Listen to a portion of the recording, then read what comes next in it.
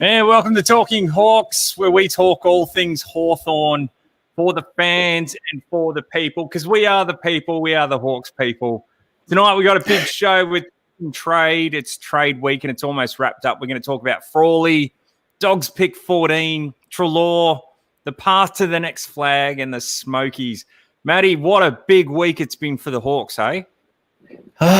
Mate, it's not just Victoria doing donuts. It is the mighty Hawks in the brown and gold. And look, I think, Brad, tonight we'll be able to ease some tension. There's been a lot of tension amongst the Hawthorn faithful. Are we going to draft?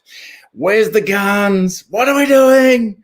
I know it's like it's the quietest trade period we've had since I can ever remember.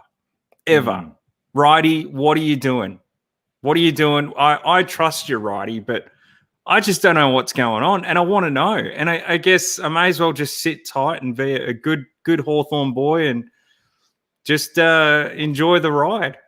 Yeah. So look, lots happening in the league, at the club. We're at an interesting point. I see a few different ways forward. So we'll talk about that. The fans have been good with a few questions, but Frawley, did you catch that late today, Brad?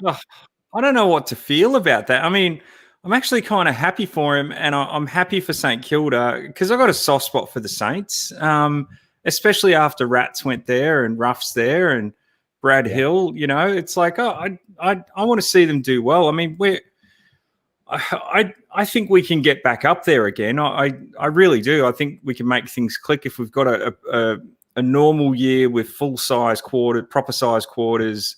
We're playing from the MCG and Tassie. I think we can be back in contention pretty quickly. Yep. But I don't know. Like I'm really happy for St Kilda. I think they're trading incredibly well. Like they're trading like a demon. And I don't mean the Melbourne kind. I mean, like, you know what I mean? Because their trading is exceptional. They were the joke of the league, St Kilda, particularly when they got Hanbury. I thought that was one of the worst trades ever, and he's turned out to be a bit of a dud. But it's like last year, man, did they turn it around? Yeah. So it'd be amazing with the universal love for Danny Frawley. And, so, look, if that romance happens, I thought Chip personally had another year in him, and he'd lost a little bit of pace, but the ball was coming in fast. So for those that have been listening to us quite a bit, you probably know our views. So, look, good luck, Chip. And, he'll do well. Yeah, he'll do well there. He'll be reinvigorated. He's playing where his uncle played. It's the romance of it, I think, is wonderful. So I am overall, I feel positive about it. I'm just sad when anyone leaves us and then they decide, I want to pick up another year. Hodgie did it. But again, it was like, that feels weird.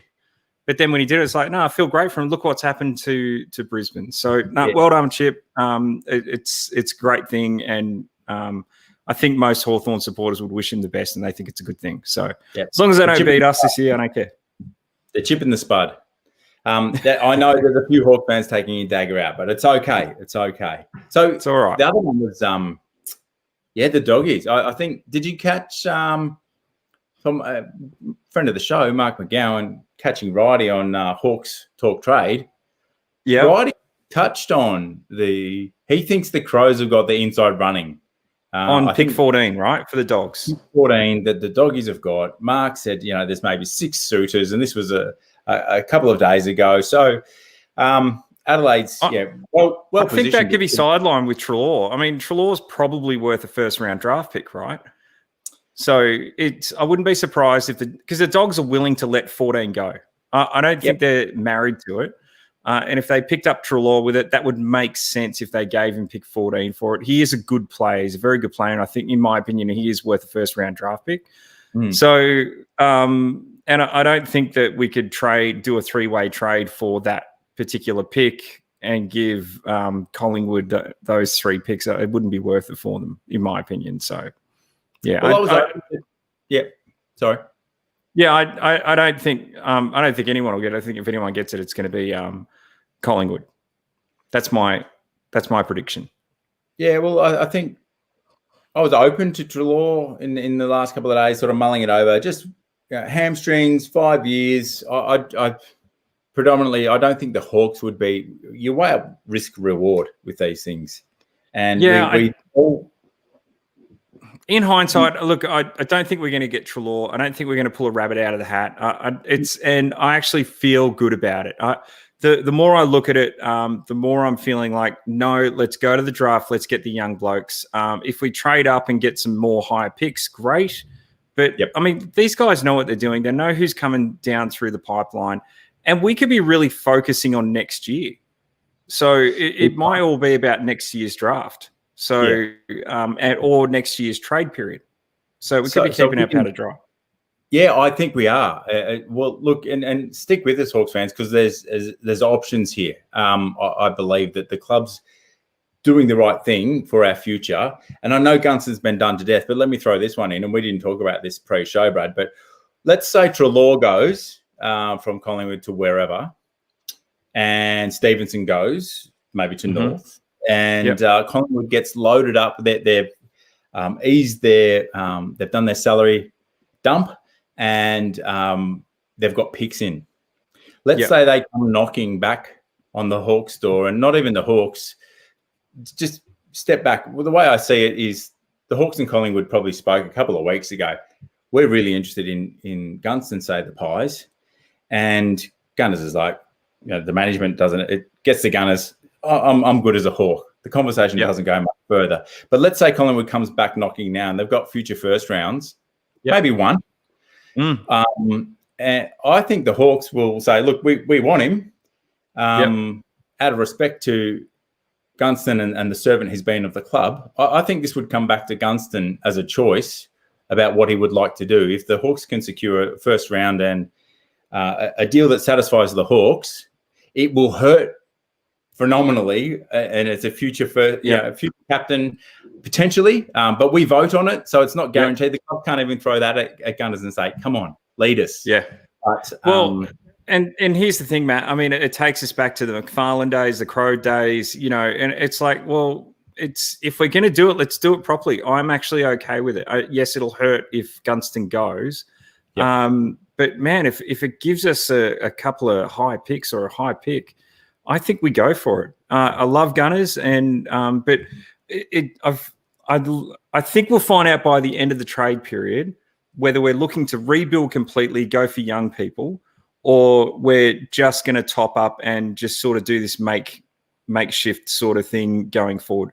I wouldn't be surprised if they said, yep, Gunners, fall on your sword or take the hit for us and move over, go give yourself a nice feather your nest a little before you retire.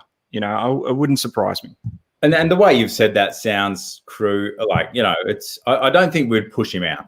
I think it's very respectful, Oh, like we did Jordan Lewis and Sam Mitchell, and look, all right. Well, if Andy Collins, Colo, Box Hill, senior assistant coach now, in the last 2 days on RSN and SEN, if you haven't had a listen to that, check out our social medias and you'll find the link. But geez, the perspective of a man like that and being able to look at the player first and the individual before you worry about coaching. And Colo actually talked about the softening of Clarko, and he's enjoying watching that, even though he hasn't been closely alongside him. Just globally, that phenomenon in sports where that's being respected, older coaches. And we had a good friend Gary Ayres on, and I'd like to get Gary back to have a look at this. But look, it's I don't know that we're going to get that hard edge. Look, you've got one year. Look, I'll be devil's advocate, Matt, and say, do we need soft Clarko or do we need hard edged Clarko? Well, right I think softer Clarko's here to stay because Smitty got 2 years on the table as a 31-year-old. But does softer Clarko win his premierships? I think he can. Okay. All right. Well, time will tell. So I'd like to. I hope it does. I just believe that Clarko's approach and his vigor and his assertiveness got us the premierships to begin with. So we'll find out. We shall see. But like I said, I think by the end of the trade period, we'll find out whether we're looking to rebuild, go with youth, or whether we are going to continue piecemealing the team and hoping that we can string a premiership together. But if we're going to take that approach, you would think that we'd be going for someone like a Treloar. So that's the other thing. Look, just a side note too, Matt. We didn't discuss this earlier, but the thing that concerns me this trade period is we're not looking like a destination club at the moment. That's concerning. Yeah, with it, it's a big one, that one. And I think the end of the trade period will help clarify a few things there as well. We've got a few fans that are chiming in here, Brad, with some questions. Yeah, so Nigel's saying, thanks for joining us, Nigel. I'd be happy to see a deal for Phillips done tomorrow. That's about it, though. I agree, Nigel. I think Phillips fits the profile of what we're after for the younger rebuild that we're looking to do, or if we're doing a rebuild, Nigel, I think that Phillips does fit that as well. And Miggy Robinson's wanting some updates on Hawthorn drafts for 2020. So I think we've covered those off, Miggy. So while we're at it, if you like what we're doing, don't forget to hit the subscribe button down there if we're doing a good job. We just hit 100, didn't we, Matty? So YouTube's loving us at the moment. So thanks for joining us. We appreciate you guys following us. And the best thing you could do for us, though, is share it or tag a mate who you think could benefit from this. So, Matty, the pathway to the next flag, is it the rebuild, in your opinion, or are we going to patchwork the club, the team together? Yeah, and this will probably touch on your point there, Miggy, your question around the Hawks draft. So, I mean, we need to know what picks we're going to land, and picks can happen through to, I think, the 7th of December is the date. So tomorrow we've got the deadline for player trade. So that's probably of interest, and that's why we wanted to do tonight's show. But look, I think I'm seeing three lots of fans, and go with me here. You've got the fans with the mindset of like, we need the hero, we need the gun. Where's the big trade? This is what Hawks do. All right. And we get excited. It gets the adrenaline going. It gets, the passion there, and you think about the potential, and you're going there. Yeah. So there's those fans. So don't, we're doing nothing. What's happening? And they're frustrated, trying to discern what Wright is saying. Hawks talk trade, Marc McGowan. What is Wright saying? Come on, McGowan, give us something. Yeah. Wright is a master negotiator. Wright just hoses it all down. Hoses it down. Just gets a garden hose out and just says, here, have a shower, boys. Have a shower. So the other end of the extreme is, baby out with the bathwater, picks. If you can trade McAvoy, Gunston, Bruce, any Wingard, any man and his dog, get him out the door. Let's get picks. Let's stump up youth, and we'll put out a team of GWS or Gold Coast first years under 17-year-olds. It'll be amazing. No, that's not the way. We need balance, and I think here's what the club, what I see the club is doing. Negotiation is about who has the power. Hawks are sitting back. We've got a swat of picks. We want to, what's the term? Up trade. We want to improve our picks. And we actually need to probably get a little bit earlier than our second round pick to secure Connor Downey. Someone comes in sooner who's in our what is it? NGA. I've forgotten what it stands for. Anyway, so he's in our Generation Academy. Yep. Thank you. Yeah. Academy. So that's a given. We want to upgrade. But if we sit back and we hold the cards close to the chest, we don't let anyone know who we're going for, but we've outlined that we like picks, we cover all bases. And what happens is everyone is scrambling right now. We've got to get Dog's got to do big trades. Bombers have started doing some of these big trades that they want. Treloar's got to go. There's all of these possibilities, and dreaming up this stuff and saying, can we do this? Can we do that? You give up the power in your negotiating position if you tell people what you're doing, or if you give it away. That's poker at its best. So, yeah, and Wrighty's the master of it, right? So, Matty, I think we're going for trade picks from what you're saying, and I tend to agree with that.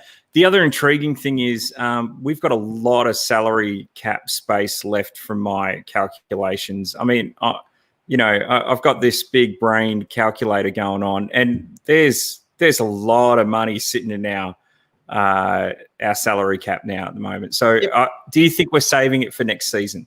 Yeah, so be heartened by this, Hawks fans. If we don't do any big moves, we actually keep a lot of salary cap flexibility for next year, and you can go for an A grader next year. Think about this. If we go to the draft and we get some younger guys in, let's say we nab Phillips. Great, he's in that age demographic, cool. Yeah, but the youngins get another season of games under their belt. Do we hit finals? Do we not? Okay, maybe not. But what we do is we're more attractive as a club to come to for an A grader. Treloar with dodgy hamstrings and 5 years, for mine, it's not something that you want to do right now. No, thanks. But if Collingwood come to the party and go, mate, we want to pay 400 grand of his salary, no one's talked about those sorts of numbers. But you don't know what these clubs will do in desperation to come. And this is how time and negotiation, waiting to the wire, we go, we want to do 2-3 trades potentially if we get an opportunity. But we're okay if we don't trade. We're not taking other people's bad contracts on board. Yeah. So all be heartened by that, Hawks. I like it, Matt. All right. So just to wrap it up, Matt, do you think there's any smokies coming up? Will Brodie is one that was linked, but it's gone quiet. You've got Gowers. Where's Will Brodie from? Gold Coast. And as a forward, I think he would give us a good option. There's also Billy Gowers. So I think that gives us another, sort of forward option. We could always rookie list him as well, right? To consider, yes. Yep. That looks like the case. We do have a couple of other questions off the. Let me find. There was one more. No, we got that. We've answered that one. So Jeff, thanks for that. And Matt, what about that Richmond player, the young bloke? It looks like he might be going to St Kilda. Yes. Young Richmond forward. What's his name again? It's stalled. Sorry, my brain is also stalled for one moment. Let me get. I don't think we're getting him. It looks unlikely, but this is where we're poised well. Rampy. Things do fall over at the last minute. So, look, it's for mine. I was hoping someone like Witherden might fall over at the last minute, and we sit there to swoop in and save the day. For mine, I don't know. There's a few different options. It's really looking at the list and knowing where the ultimate holes are. And trading can't start till 3 p.m. tomorrow. So gotcha. We're comfortable to do a bit of a wrap right at the end to look at it. But I think Stephenson's probably not going to happen now, which I'm okay with. Phillips, we don't need. All right, Matty, we've gone a little over time. So you've heard it here with the Hawks, talking Hawks here. And so far, just to wrap it up, Frawley's gone. It doesn't look like we're getting pick 14. We don't think Treloar is going to happen. We've talked about the next path to the path to the next flag. And there's some potential smokies there. I guess we'll find out after tomorrow where we sit. Could be otherwise Jack Higgins. Yep. That was who we were thinking of. Thank you.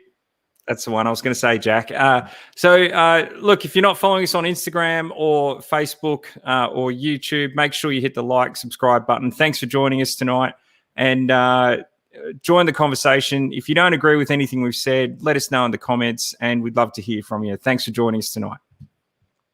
Bye. Ciao.